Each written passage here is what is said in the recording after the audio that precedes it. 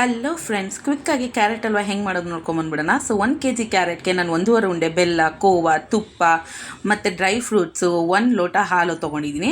So ಈಗ stove ಹಚ್ಕೊಂಡು ಬಾಣಲಿ ಇಟ್ಕೊಂಡು 2 ಸ್ಪೂನ್ ತುಪ್ಪ ಹಾಕಿ ಡ್ರೈ ಫ್ರೂಟ್ಸ್ ಏನಿದೆ ಅದನ್ನು ಹಾಕಿ ಚೆನ್ನಾಗಿ ರೋಸ್ಟ್ ಮಾಡಿ ಇಟ್ಕೊಂಡ್ಬಿಡ್ತೀನಿ ಫಸ್ಟೇ.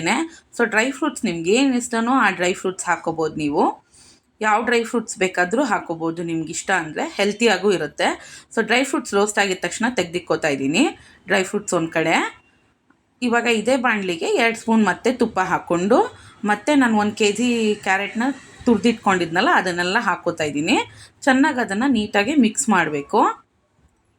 ಸೊ ಚೆನ್ನಾಗಿ ಮಿಕ್ಸ್ ಮಾಡಿದ್ಮೇಲೆ ನಾನೇನು ಮಾಡ್ತೀನಿ ಅಂದರೆ ಹಾಲು ಹಾಕ್ಕೋತೀನಿ ಸ್ವಲ್ಪ. ಇದು ಬೇಯಬೇಕಲ್ವ, ಸ್ವಲ್ಪ ಆವಾಗವಾಗ ಹಾಲು ಮಿಕ್ಸ್ ಮಾಡ್ಕೋತಾ ಇರ್ತೀನಿ. ಸೊ ಹಾಲು ಹಾಕಿದೆ, ಸ್ವಲ್ಪ ನೀಟಾಗಿ ಮಿಕ್ಸ್ ಮಾಡ್ಕೊತಾ ಇದ್ದೀನಿ. ಸೊ ನಾವು 1.5 ಉಂಡೆ ಬೆಲ್ಲ ಹಾಕಿದ್ದೀನಿ 1 kg ಕ್ಯಾರೆಟ್ಗೆ. ಅದೇ ಮೆಷರ್ಮೆಂಟ್ ನೀವು ಹಾಕಿ. ಸ್ವೀಟ್ ಎಕ್ಸ್ಟ್ರಾ ಬೇಕಂದರೆ ಅದನ್ನು ಹಾಕಿ. ಸೊ ಬೆಲ್ಲ ಹಾಕಿ ಇನ್ನೊಂದು ನೀಟಾಗಿ ಮಿಕ್ಸ್ ಮಾಡ್ಕೊಂಡಿದ್ದೀನಿ.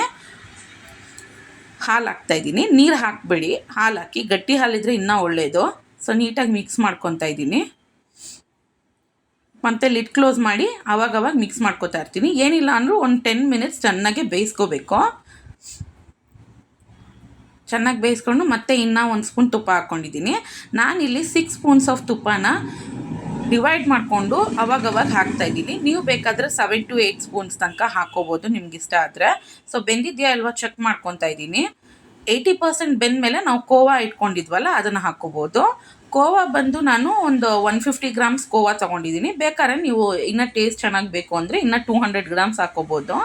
ಬಟ್ ನಾನಿಲ್ಲಿ 150 ಗ್ರಾಮ್ಸ್ ಹಾಕ್ಕೊಂಡಿದ್ದೀನಿ. ಇದೇ ಮೆಷರ್ಮೆಂಟಲ್ಲಿ ಮಾಡಿದ್ರೆ ತುಂಬಾ ಚೆನ್ನಾಗಿ ಬರುತ್ತೆ, ಟೇಸ್ಟು ತುಂಬ ಚೆನ್ನಾಗಿರುತ್ತೆ. ಆಮೇಲೆ ಬೆಲ್ಲದಲ್ಲಿ ಮಾಡಿರೋದಲ್ವ, ತುಂಬ ಹೆಲ್ತಿ ಆಗಿರುತ್ತೆ. ಕೋವನ್ ಹಾಕ್ಕೊಂಡೆ. ಸೊ ನೀವು ಇದನ್ನು ಬೇಕಾದ್ರೆ ತುರಿದು ಕೂಡ ಹಾಕ್ಕೋಬೋದು. ಬೆಲ್ಲದಿಂದ ಮಾಡಿರೋದ್ರಿಂದ ಇದು ತುಂಬ ಹೆಲ್ತಿಯಾಗೂ ಇರುತ್ತೆ, ಮಕ್ಳಿಗೂ ಕೊಡ್ಬೋದು. ಚಿಕ್ಕ ಮಕ್ಳಿಗಂತೂ, ಬೆಳೆಯೋ ಮಕ್ಳಿಗಂತೂ ತುಂಬ ಚೆನ್ನಾಗಿರುತ್ತೆ. ತುಪ್ಪ ಎಲ್ಲ ಹಾಕಿ ಮನೇಲೇ ಅವ್ರಿಗೆ ಮಾಡಿಕೊಡ್ಬೋದು ಸ್ವೀಟನ್ನು.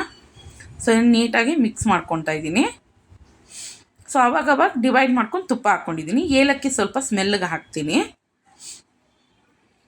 ನೀಟಾಗಿ ಮಿಕ್ಸ್ ಮಾಡ್ಕೊತಾ ಇರಬೇಕು ಆವಾಗವಾಗ ತೆಗೆದು. ಸೊ ಡ್ರೈ ಫ್ರೂಟ್ಸ್ನ ಹಾಕ್ಕೋತೀನಿ. 90% ಬೆಂದಾದ್ಮೇಲೆ ಡ್ರೈ ಫ್ರೂಟ್ಸ್ನ ಹಾಕ್ಕೊತೀನಿ. ಉಳಿದಿರೋ ತುಪ್ಪ ಅಂತಾನೆಲ್ಲ ಅದಕ್ಕೆ ಮಿಕ್ಸ್ ಮಾಡ್ಕೊತಾ ಇದ್ದೀನಿ.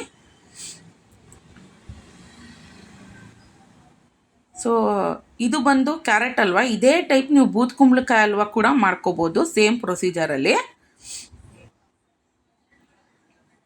ಚೆನ್ನಾಗಿ ಮಿಕ್ಸ್ ಮಾಡ್ಕೊಳ್ಳಿ. ಮತ್ತು ಎಷ್ಟು ಮಿಕ್ಸ್ ಮಾಡ್ತೀರೋ ಅಷ್ಟು ಚೆನ್ನಾಗಿರುತ್ತೆ. ಇಲ್ಲಾಂದರೆ ಒಂಥರ ಗಂಟು ಆಗಿಬಿಡುತ್ತೆ, ಅಲ್ಲೆಲ್ಲ ಚೆನ್ನಾಗಿ ಬರೋಲ್ಲ.